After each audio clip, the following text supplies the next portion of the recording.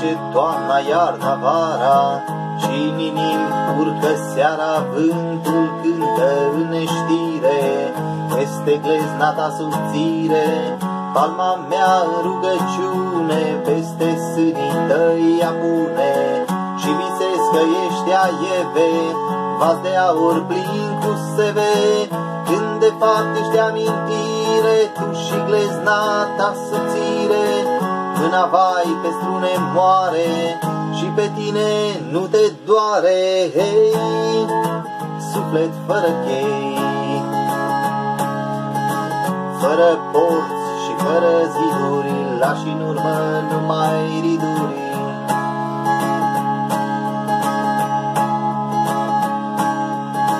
Trupul tău cu gust de miere luminează în încăpere, din alt timp, din altă viață, care se destramă în ceață. Doar la mine în cuvinte doarme coapsa ta fierbinte, doar în cântece mai am mâna prins lucind de ram. Și mi-e dor și mi-e amar și mă chinui în zadar, mâna vai pe strune moare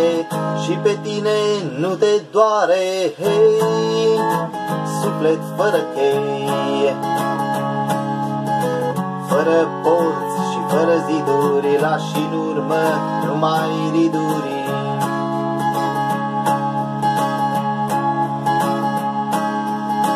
Vine vara, iarna vine, numai tu nu vii la mine, trupul tău ca o văpaie nu mai intră în odaie, steaua-mi bate în fereastră, unde-i umbra ta albastră, unde-s pașii tăi cei dragi, sânii mirosind a fragi. Și mi-e dor și mi-e pustiu și mă întreb dacă sunt viu, mâna vai pe strune moare și pe tine nu te doare, hei, suflet fără chei, fără porți și fără ziduri, lași în urmă numai riduri, hei,